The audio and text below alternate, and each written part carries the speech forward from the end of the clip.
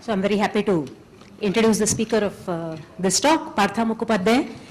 He was an alumnus of this institute and is now on the faculty at Chennai Mathematical Institute. And before I hand over to him, I'd just like to say a few words about not what he is going to talk, because that is for him to talk, but a little more about a broader picture. So this is a workshop on mathematics, and this talk is mathematics, but it's also computer science. And that's why I'm here chairing this session. So within computer science, there are a lot of questions which actually have a very strong mathematical flavor, which do require a lot of non-trivial mathematics in order to be tackled satisfactorily. And in particular, in theoretical computer science, many of these things are abstracted out, and some of us theoretical computer scientists could almost be said to be mathematicians. Although that's not quite true, but there is a lot of mathematics that we need in our work. There is a lot of mathematics that we find absolutely indispensable. But there are also problems that our work throws up which are extremely interesting and challenging to mathematicians. So it's not just a one-way street. In particular, the 7 millennium problems mentioned by the Clay Mathematics Institute do include one of our most famed problems, the P versus NP problem, which is known to all computer scientists but may not be known to all mathematicians, but I hope that that situation is soon changing. And what Partha is going to talk about now is the permanent versus determinant problem, which also comes from the same area that threw up the PNP problem, namely computational complexity. So over to Partha. Thanks, Meena. In fact, this problem can be called like an algebraic analog of P versus NP problem. I will not explain what that means precisely, but it's almost like an equally important problem for the theoretical computer scientist as far as mathematician. So,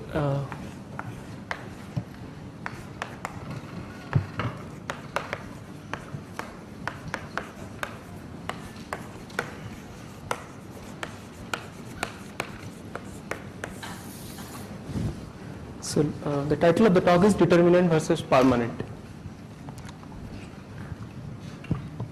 So my goal is to give you a few examples, try to convince you that this is an important problem, outline some approach that people are taking these days, but obviously I cannot go into proof structure because it's only 1 hour talk. I'll show you a lot of examples kind of, or some meta approach that you can think of to attack such problems. So let us begin simple thing. Let's take an n cross n matrix.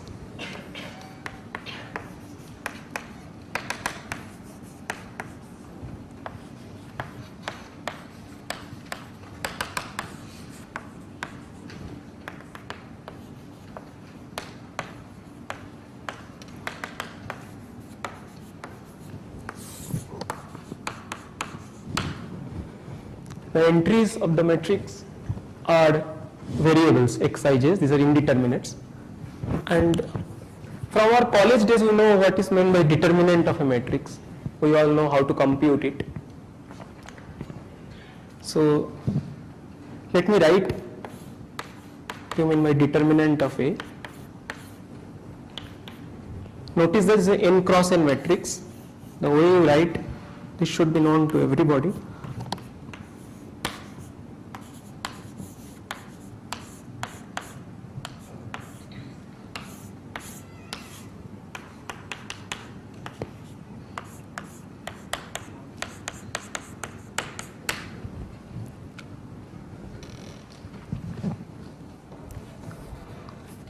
Take the symmetric group Sn over n elements, and these are the sum over all permutations coming from Sn. Take their sign and multiply by the corresponding monomial. I think this we have all of us seen at the BSc level, this definition of determinant. And the permanent of this matrix A is very similar to determinant. Just drop this sign of the permutation, and write the other thing.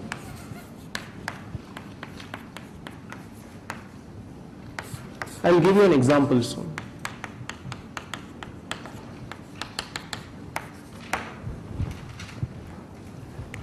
Let us take the example of the following matrix.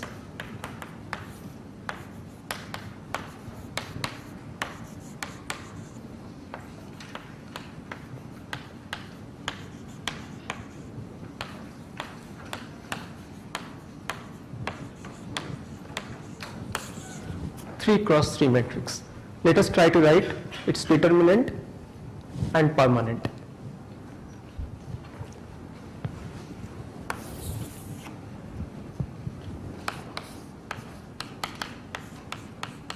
If you just know what I mean by the sign of the permutation and this thing, you can easily write it.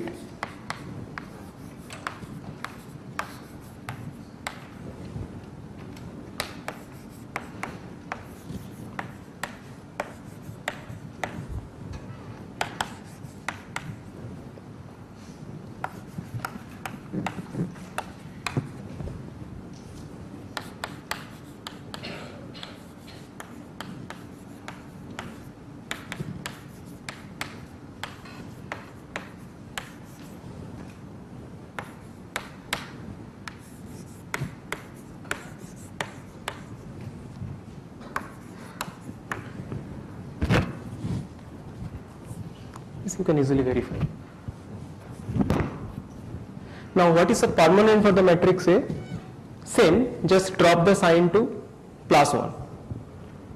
Just add these monomials, don't take the sign. That is a permanent.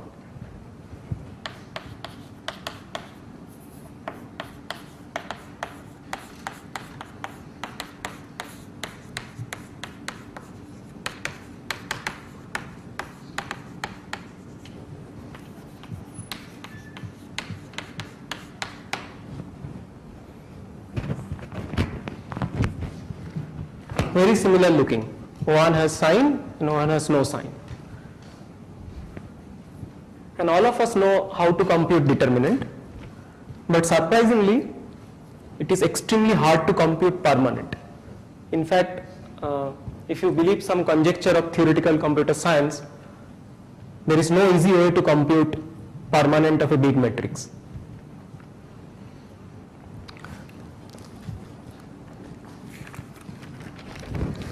So in our school, college days, what I mean by that, I provide you some values of these variables, 2, 3, 5, -1, 7, and I asked you to compute the determinant. And all of us know how to do it. In CS, we are interested in slightly general problem.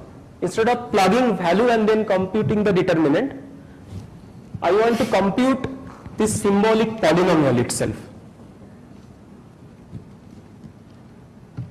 When you specify values to some variables, we know how to compute the determinant.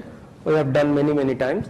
But now I am interested to compute this symbolic polynomial. Not plugging the values to the excises. I just want to compute this symbolic polynomial. Of course, if you can compute the symbolic polynomial, you know how to compute when you plug in the values. You just specialize the excises by the values. Now, think for a moment how you can compute this polynomial if I am giving you the symbolic matrix. How to compute this polynomial? Just think for a moment. One obvious way to compute it, start writing this expression. Take a sum over all element of the symmetric group and take their sign, multiply with this monomial and add. Fine. This is of course a naive way to generate this symbolic expression. No doubt about it. But is it very cheap or can you do it easily? What is the size of the symmetric group? The size of the symmetric group n factorial, right? Which can grow very fast if you take even a relatively small value of n.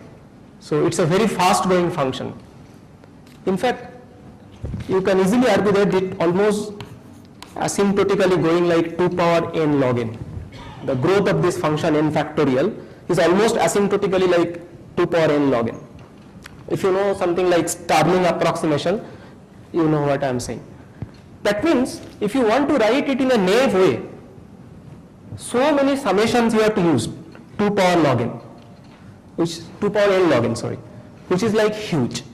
But question is that, is there any smarter way to write this polynomial? Not writing everything like a sum and then add, multiply, not like that. Is there a smarter way to write this polynomial? This is a very fundamental question. Given a complicated looking polynomial, can you represent the polynomial in a smarter way using only few addition and multiplication? This is itself an interesting problem in computer science or some branch of mathematics, which is not at all obvious. If I just tell you just write this polynomial, you won't be able to write it so easily. So what is there a smarter way to write it?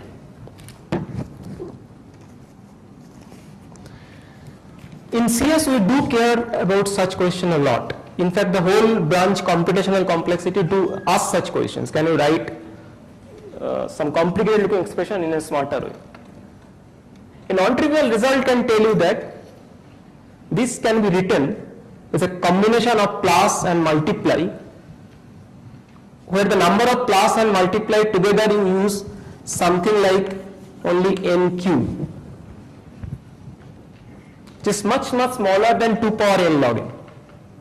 So I have a complicated way of handling plus and multiply that can generate this expression using only like n cube addition and multiplication operation, not like 2 power n log n, which is very nice, right? Let me give you some clue what I mean by representing a complicated polynomial by a simple manner. Let's take an example. This is a complicated polynomial. Let me give you a simple polynomial. Let's take this polynomial. Polynomial over n variable. Put a 1.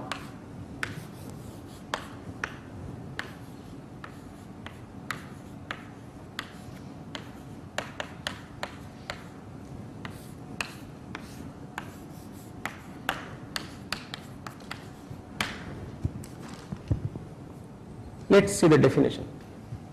This is 1 plus summation over all subsets of 1 to n. S is non-empty.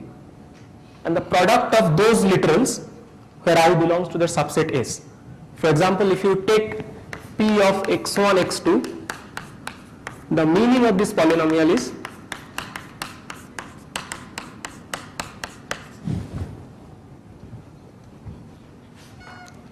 all subsets, empty set, x1, x2, x1, x2, right?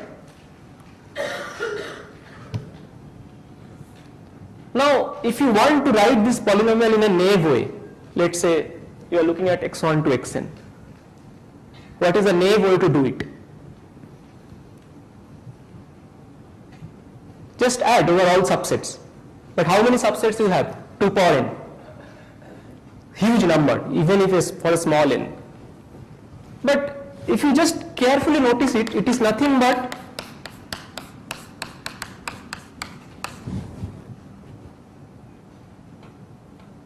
in fact this polynomial is nothing but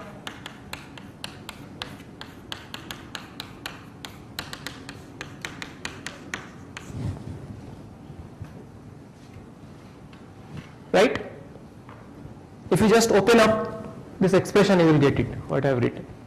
Now you can see there is a very simple way to represent the polynomial, which does not require like addition 2 power n times. Just add these quantities.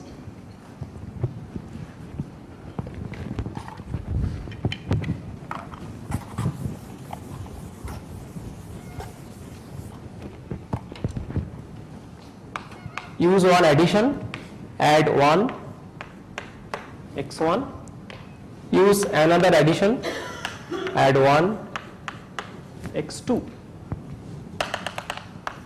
another addition, it's dot means there are other additions also, add them and then multiply them, right? So just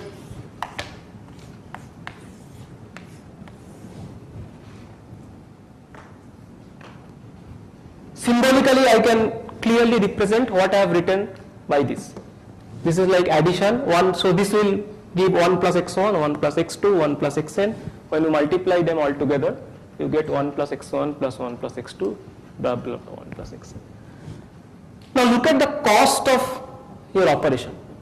1 multiplication, n summation. something like n.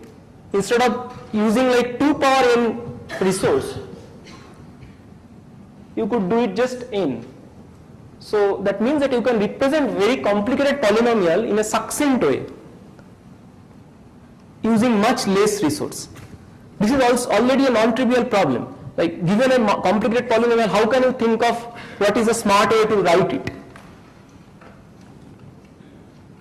In fact, the result about determinant says that it can be written like this kind of a complicated, clever way using only n cube resource. In fact, one of the best result about determinant happened here. Meena is here by Mahajan and Binay.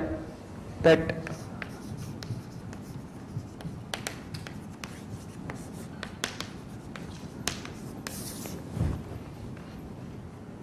so there are much clever way to do determinant.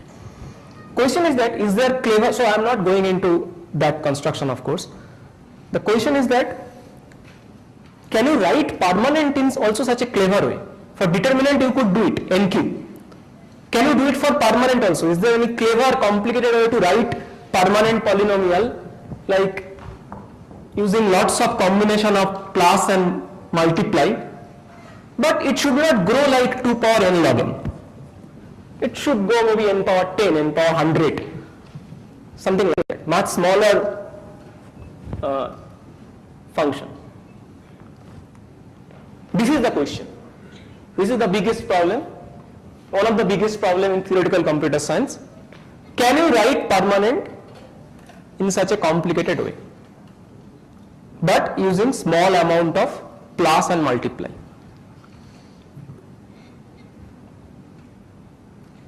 In fancy language, these things are often called in computer science circuits. In fact, arithmetic circuits. There is nothing special about this. You can build a big circuit by plugging lot of plus and multiply, and in a natural way you compute a polynomial. In fancy language, these things called arithmetic circuit, but this is nothing but estimating the number of plus and multiply operation.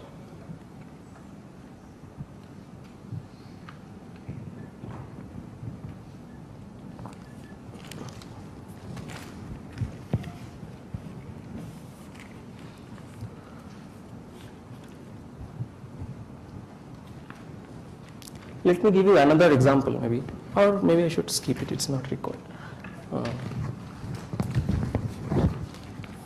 So in 1979, Valiant, famous computer scientist, he asked this question: is it possible to write permanent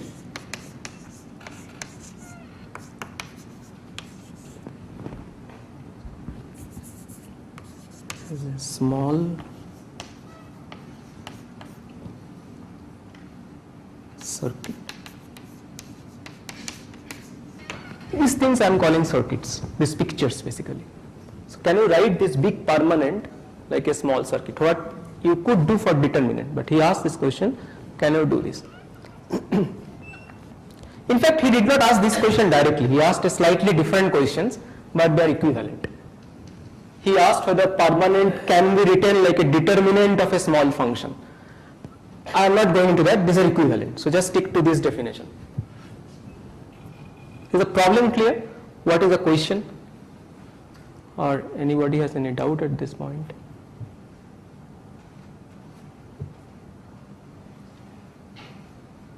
Feel free to ask anything if you have any doubt about the polynomial growth. Even n power 100 is small for us. So it's polynomial number of operations. Right, polynomial number of operation.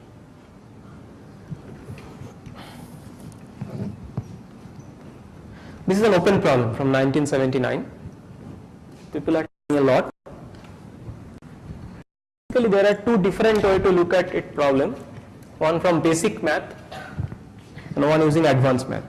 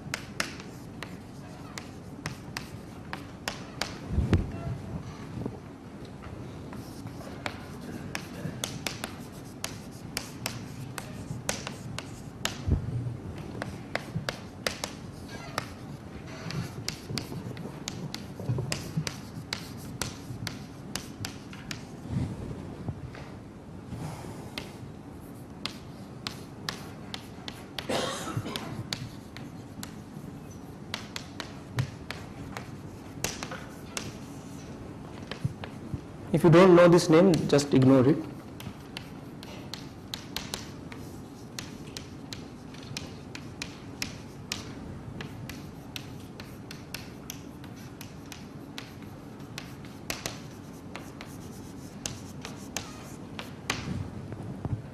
One set of people believe that this will get solved just using whatever you know from our college days, simple combinatorics, some calculus, and one school believed that it will require some non-trivial heavy mathematics, algebraic geometry, maybe representation theory, maybe something else.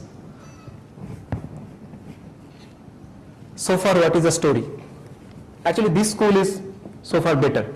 They have a lot of partial result. Well, it is too early to say what is going to happen in this school. So far, not much. But yeah, it is believed that lot of mathematics has to advance to tackle this problem from this direction, whereas it is like some smart idea can finish it off. In fact, they are pretty close to solving it, some sense. This is the current status. So it is up to you whether you want to follow any of the school or you want to create a new school.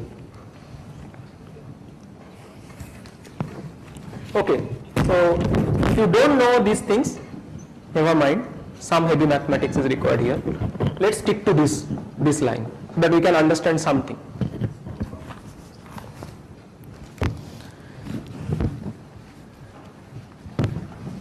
In fact, it is very nice that the best result for this problem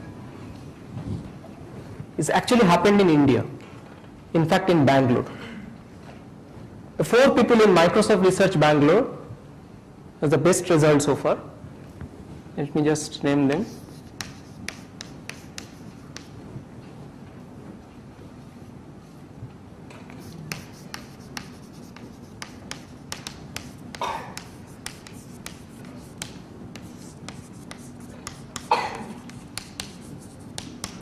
Gupta, Kamath, Kayal and Saptarshi. This Kayal is Neeraj Kayal, by the way. So probably some of you know, in that famous primality algorithm, that same person. So they had the best result so far for this problem. So let me just try to give you some picture or flavor of their result.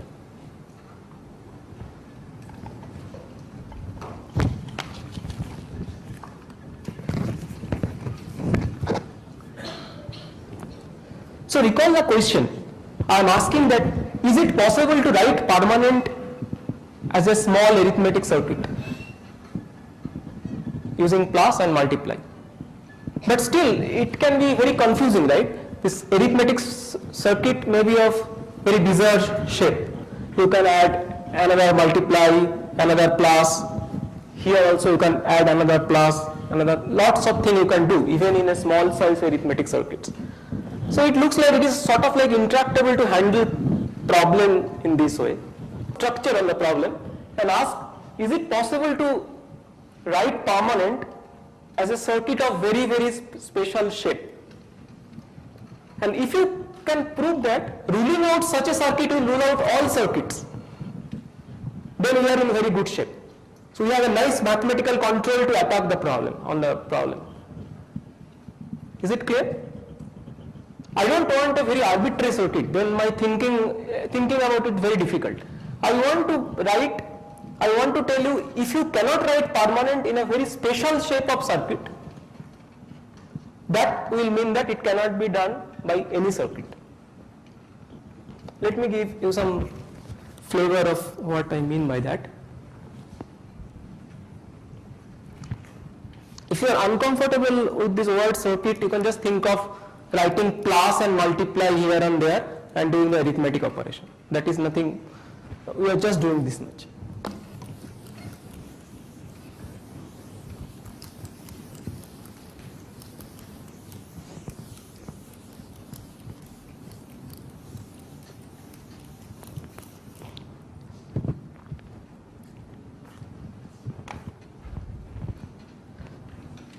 Let me introduce this notion by picture. depth 4. Again, these are all CS terminology. If you don't know, don't worry. You just see what it means.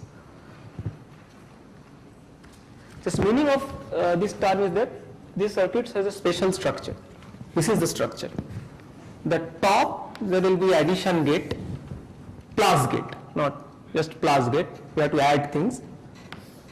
Then come lots of multiply gate.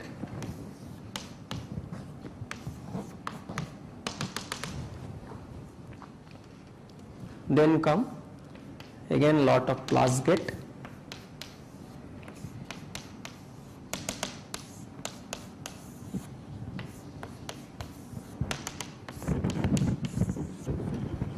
Then lot of multiply gate.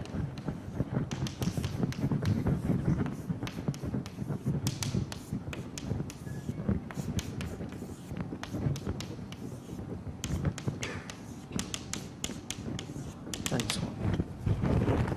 This is the particular structure that I am talking about. This is not arbitrary looking arithmetic circuit. It has a very special structure. It has 4 layers. In the first layer you have a plus. For example, here this is the first layer. You had a multiply. Second layer you had a plus. Here the first layer you have a plus. Second layer all you have multiplication. Right? Third layer you have addition, and fourth layer you have again multiplication. Let's take a typical example. Actually, it's very nasty to give an example with this kind of circuit. It's so huge already. You just simply plug in some values, you will see what I mean by this. Let's take 3, let's take 2 plus.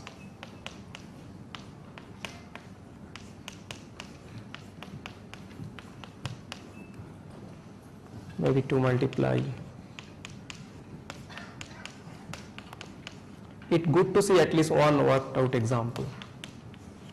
I can also drop a few things here. I may not put always some multiply gate. Let's give it some value, 1, maybe x1, x2, 7, x3, this may be 5 and 6, it may be x8, x10, x3, x4, again x1, x2, maybe 10, x8, x11, x12, 7, x13. So at this level I will supply some values, either it's some kind of constant or some variables. Then I know what I mean by computing a polynomial. So output of this will be x1, x2, this will be 7, x3, you will add them here.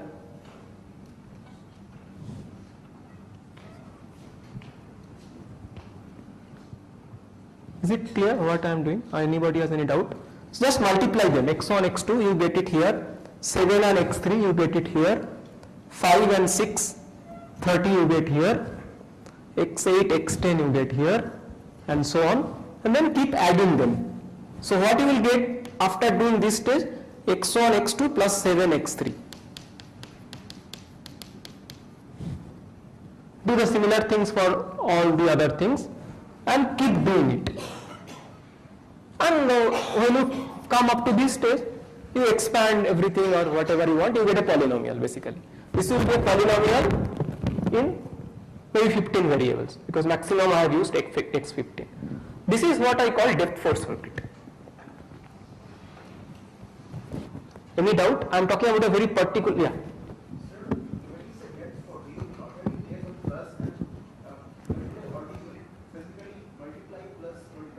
This is the structure. First top is like plus, then multiply, plus, multiply.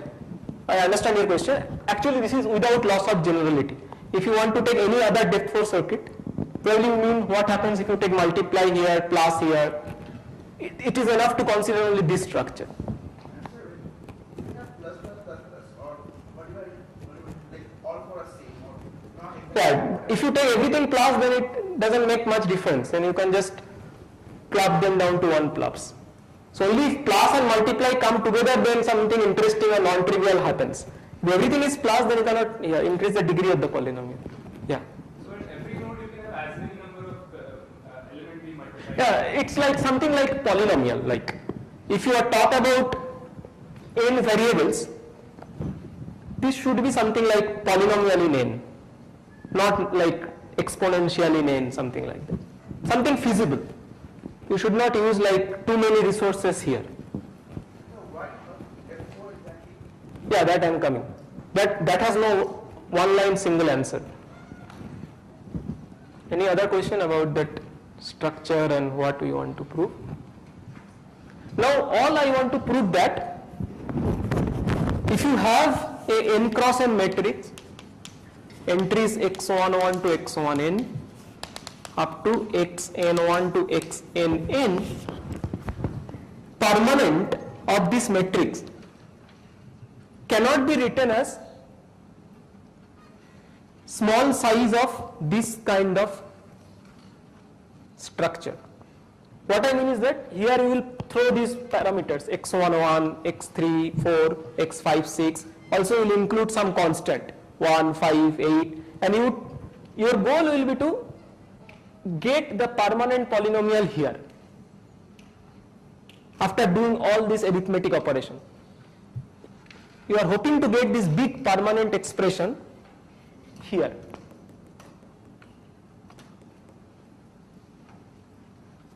Is it clear?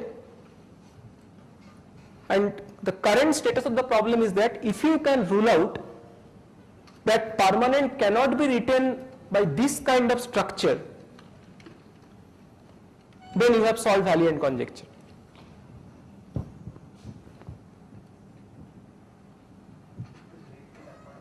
Sorry? Right means, of course, using small number of resources, like he pointed out, how many hands you can allow here. Like everywhere use only polynomial amount of resource.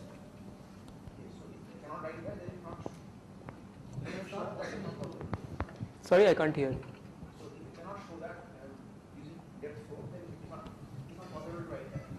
Then you cannot write permanent by any arbitrary circuit. That is the whole point. That is the structure I was telling from the beginning. If you have to attack the problem to say, okay, I don't want to write permanent by any kind of circuit, it's very hard to understand. But now I have given you a polynomial of very special shape. This computes a polynomial, right? That way I showed you.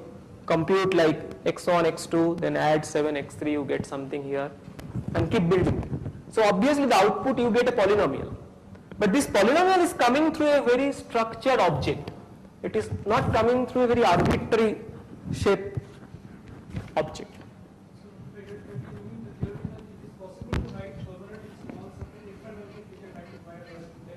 Correct. Yes. But what is small in depth 4 is slightly technical. That I have to precisely say. So let's now forget this picture and all these things. Let's try to abstractly write the problem now. Then it will be a problem in mathematics. Now, if you have understood something about these pictures, let me try to abstractly write the problem statement.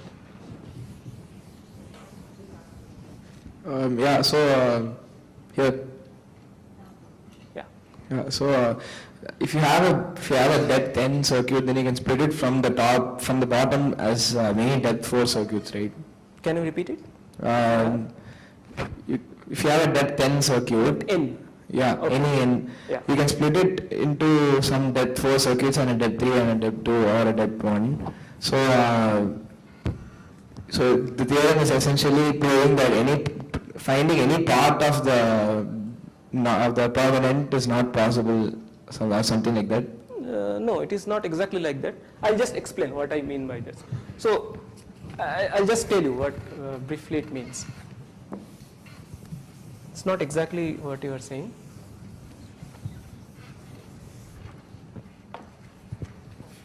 Okay, so the first goal was to write permanent like a small circuit, right? So let's write the first statement. If permanent can be written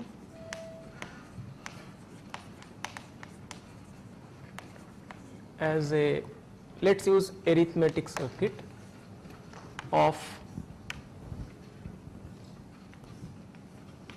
polynomial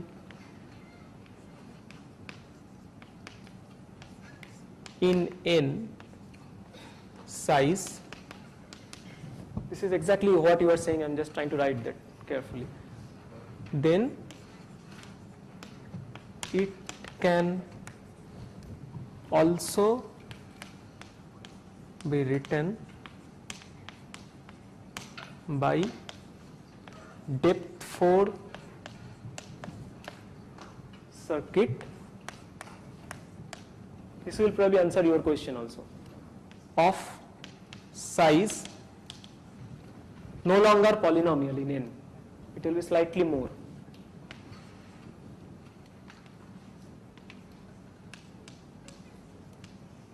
Approximately. I avoid the asymptotic notations if you don't know those things. Now read it out. So Valiant wanted to prove that permanent cannot be written by arithmetic circuit of polynomial size, maybe n power 100. Now today we know that it is equivalent to prove that it cannot be written by a depth 4 circuit of size 2 power root n times log n.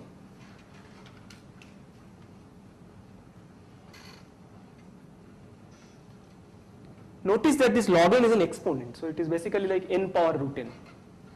2 power root n log n is basically like n power root n.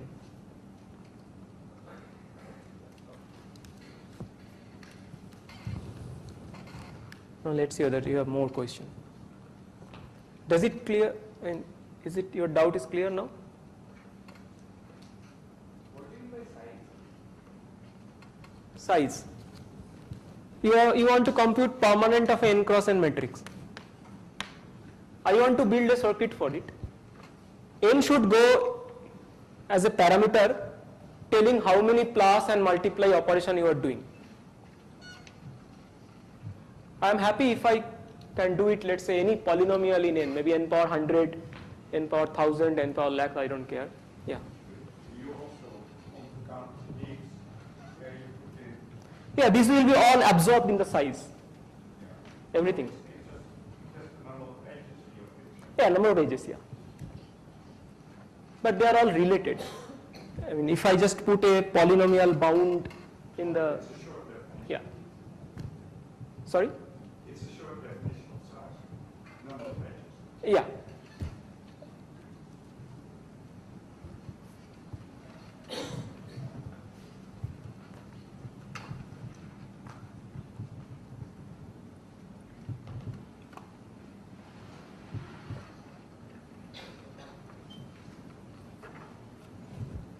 Yeah, more question. They were saying that if it can be written as a it is saying that these two are equivalent. It doesn't say anything about if it can be done in lower or. No, no, No, it is not saying that. it's not saying anything about if size lower than. No, I am not ruling power out root n. anything It like just that. says that it's equivalent to saying that there exists some Yes, depth 4 yes. circuit. That's Only it. this much, yeah. It's a proof of restatement. What do you mean by restatement? I mean, you're saying that this depth 4 circuit of size this is equivalent to stating this polynomial. If the polynomial has a small size arithmetic circuits, then there is also a depth 4 circuit of this much size that can compute the same polynomial.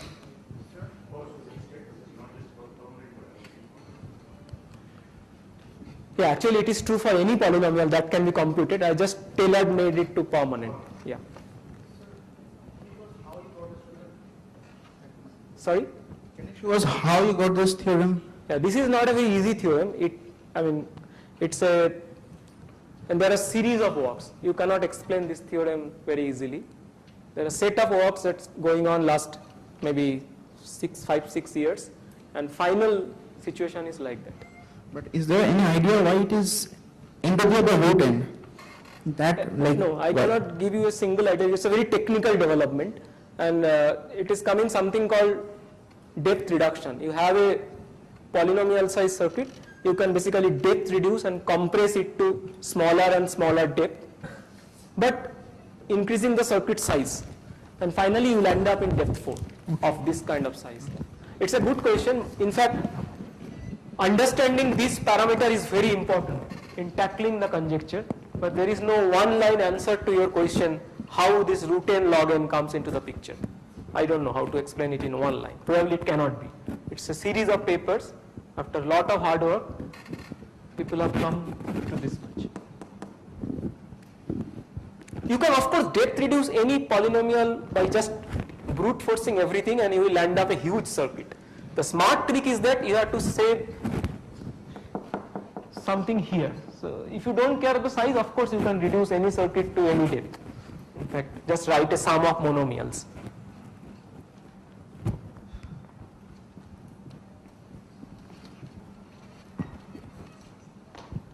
So in the last row of that, the example that you gave, can you give more clarity on the things that you feed into the last row? As in case you have an n depth. So you can put either these variables xij, or you can put some constant from the structure where you are working on. If you are working on integer, put integer.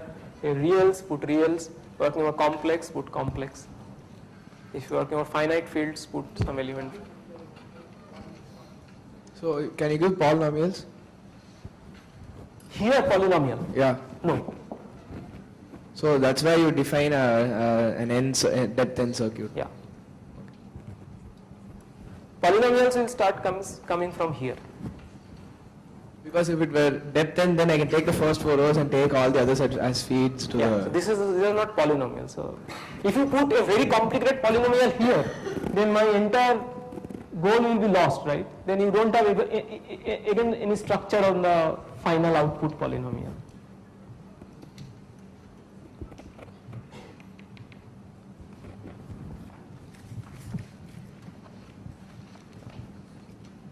In fact, this theorem is slightly stronger than what I have written here.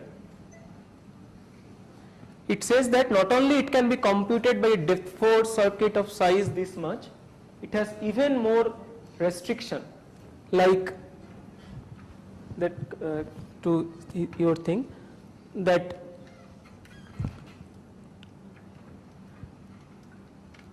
number of hands that you put here, it is bounded by something like root n, and here also the number of hands you put, it's bounded by root n.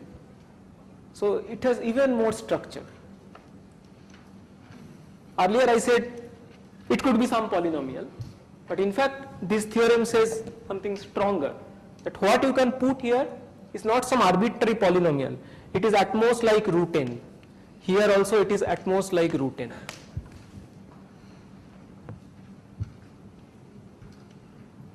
Number of edges that you can put here or here are at most like root n.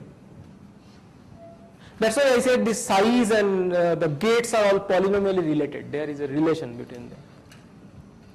Now you have beautiful control on the problem. It is not. What about? Here I don't put any restriction. It is only this layer and this layer. Now we have a beautiful control on the problem. It is not only a depth 4 circuit, it looks very special. It has this root n promise in 2 layers. So now the task is that can you exploit all this restriction and tackle valiant problem.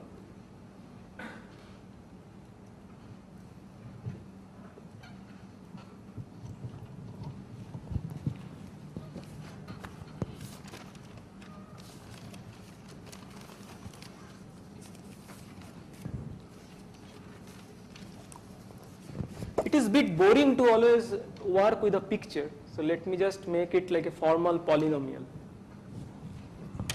So depth 4 circuit in this case will look like, so C is circuit that computes a polynomial in this n square variable. See, I am writing everything tailor-made to permanent. Otherwise, there is no need to write n square variable. You can as well write n variables. Just to coming back to permanent again and again, I am using n square variable. This you can write, this depth first circuit you can write big sum. This big sum corresponds to this big sum at the top. Product of some multivariate polynomial qi1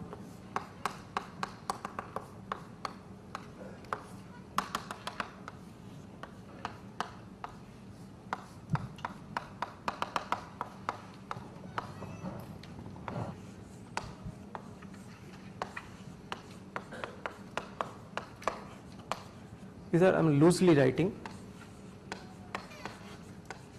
Actually some order is sitting here and I am just ignoring all these things. If you don't like this picture and all these things, this is what you mean as a mathematical statement. The depth first circuit can be written as a big sum. This S is something like 2 power root n log n and sum of product of multivariate polynomials where d is also like root n, the degree of this polynomial is also like something like root n.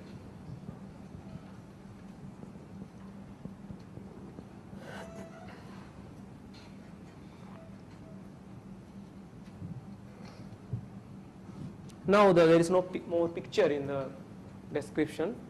You have to do some math with this kind of polynomial and prove that some property of permanent will prohibit you to write permanent in this shape.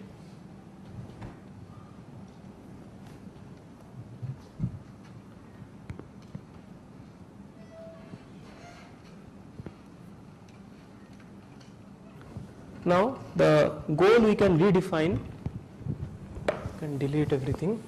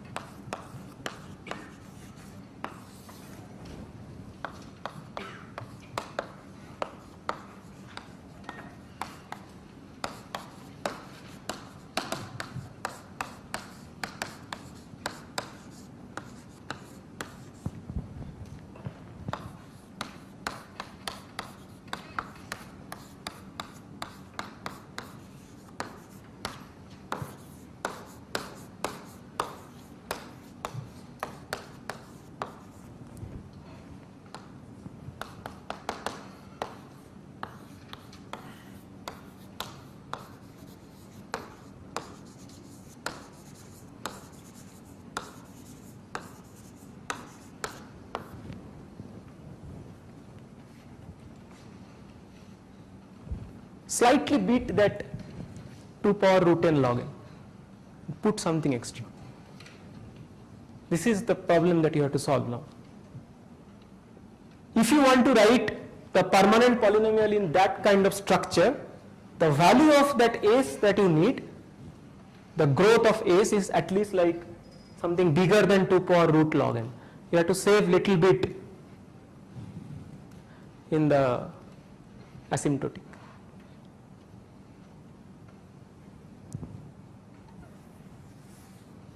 This is a very slow growing function, log n, but even that will work.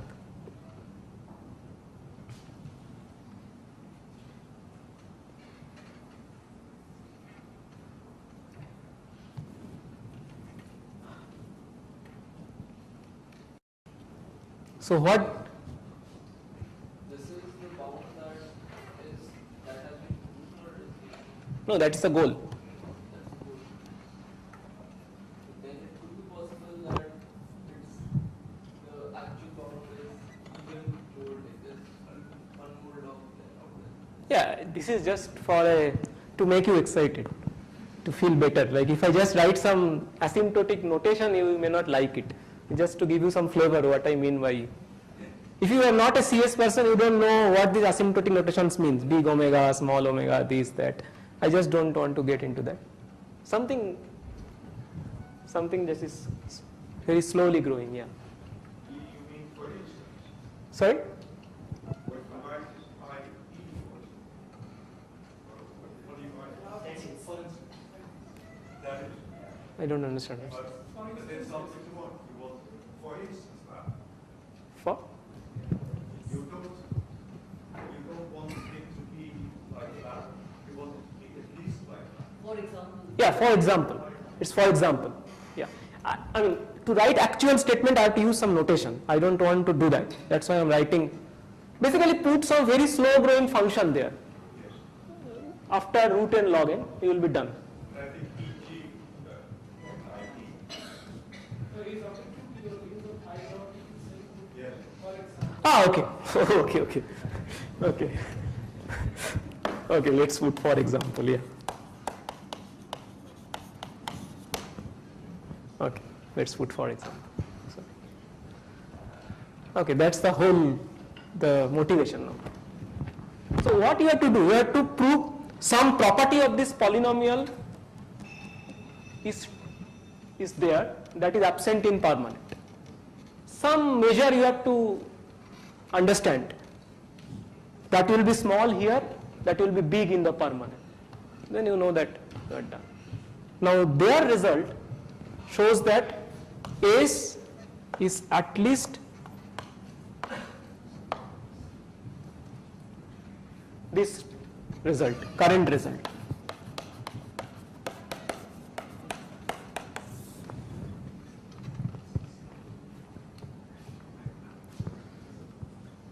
Nice progress. Nothing was known before this result. But what is so annoying about it? It works equally well for determinant.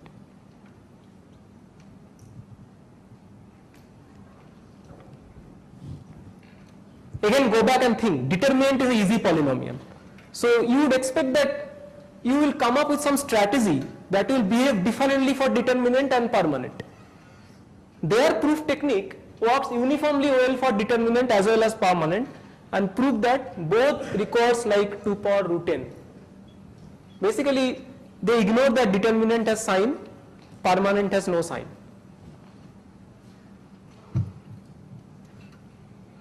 And what is amazing is that even after seeing this polynomial for last 50 years, no one knows how to really use the fact determinant has sign and permanent has no sign and actually solve variant hypothesis. And if you believe the proof technique is just high school calculus, there is nothing more than that. You have to differentiate this polynomial many times, you have to differentiate permanent polynomial many times, collect their derivatives. I don't have time, so that I am just finishing it fast.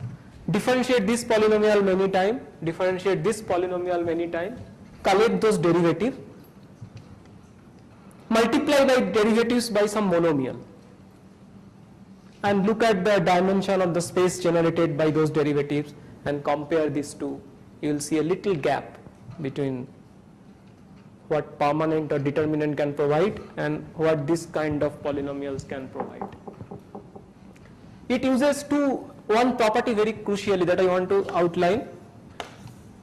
If you take a n cross n matrix and looking at this permanent, suppose you want to differentiate this matrix with respect to the variable xij, not matrix, a permanent polynomial. So permanent polynomial is again summation over Sn product of xi sigma I. Just recall the definition. Suppose I want to differentiate it with respect to the variable xij. Simple differentiation that we know. This is the multilinear polynomial. Once you differentiate with respect to xij, that will vanish.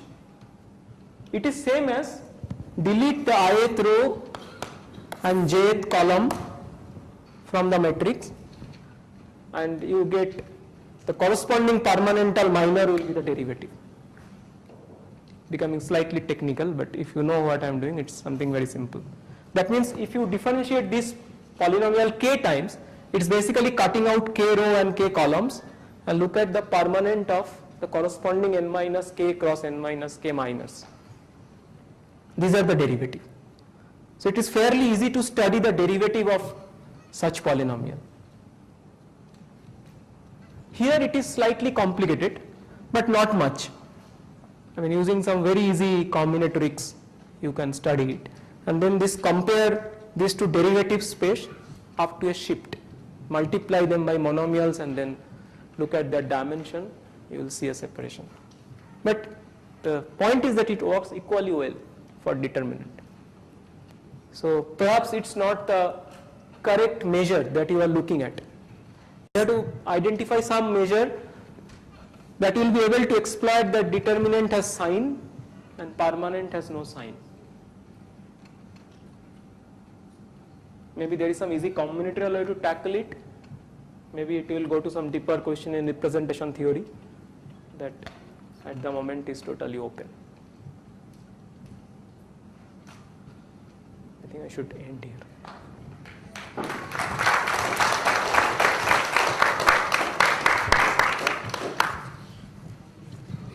We've had a lot of questions during the talk, but we still do have time for some more questions now in case there are any.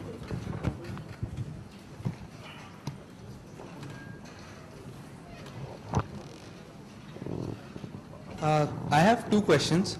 The first is, has this been proven to not that it's not possible for any other polynomial? Like for determinant you can do it, for permanent we don't know. Is it established for any polynomial that we might be interested in, for that you can't write it as a arithmetic circuit?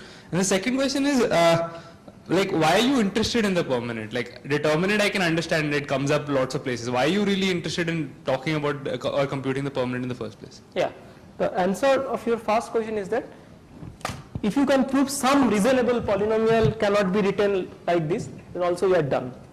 Because there are two classes called this valiant NP and valiant P. I don't want to go in the definition. Just imagine that you want to say these two classes are different. It's like P, algebraic analog of P versus NP. If you find out one polynomial here that cannot be written in this kind of structure, then also it is done. It will be done. The reason we take permanent as the best candidate is that permanent is sitting here. This is the complete problem of that class VNP. It is the hardest problem. So if you have to choose one candidate, better choose permanent. That is the toughest guy there, sitting in VNP. But even outside that, we have something which I don't care for it. I want to separate VNP from BP. If you want to separate P versus NP, why do you want to take some object which is outside NP? No, so this might be a harder question, and first we take like any lower bound can be proved, that kind of question. Yeah, that kind of thing of course you can prove. If you take, so this circuit for example, it generates polynomial of certain bounded degree, right? If you take a polynomial whose total degree is more than that, obviously you cannot compute it by this kind of circuit. It's simple to answer.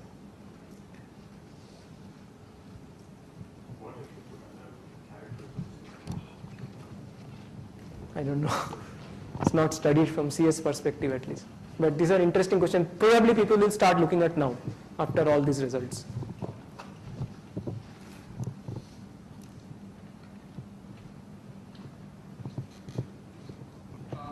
We know that finding a determinant of a matrix.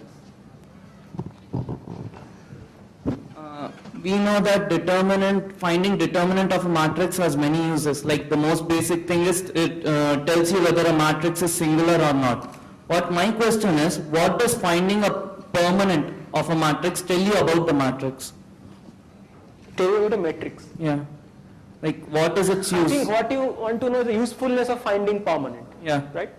Permanent also has lot of use. There is a famous problem called matching. So you can reduce this graph matching, number of perfect matching to computing permanent value.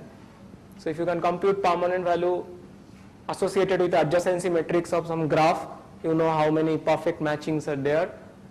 It has some other use also in non-commutative algebra.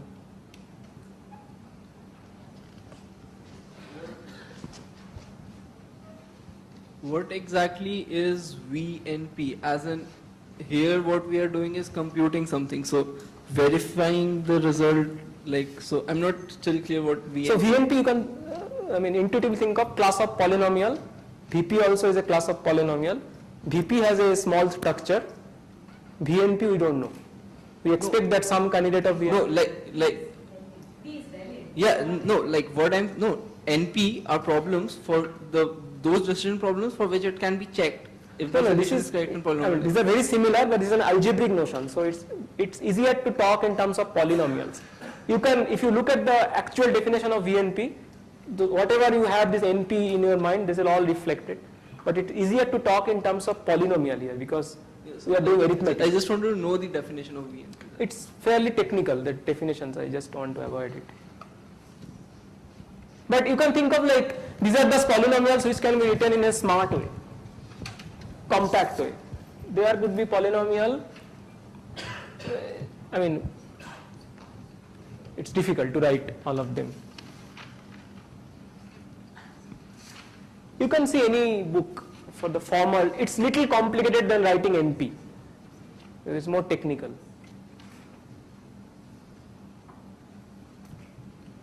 For example, you can look at this book by Burgisser if you are really interested, Algebraic Complexity Theory, and get all the details. Any more questions? Yeah, so I have one more question. What essentially makes it harder to do it for the permanent than the determinant? I mean, I can't see any reason a priori why permanent should be harder. Then I mean, why do people even expect it?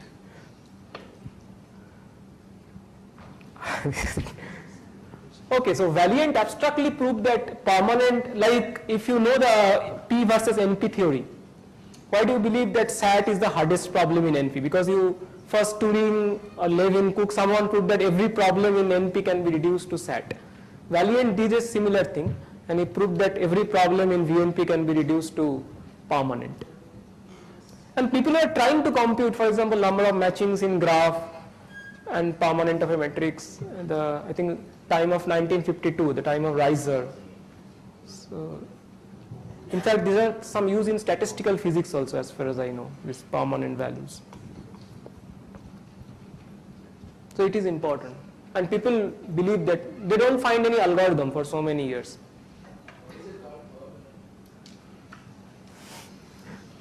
Is there any reason why it's called permanent? I think that answer has to come from the mathematicians, I don't know. why this polynomial was so named. Neeraj says one thing, that if you can solve it, you will be permanently famous. Okay, so let's thank Partha once again for a very nice talk.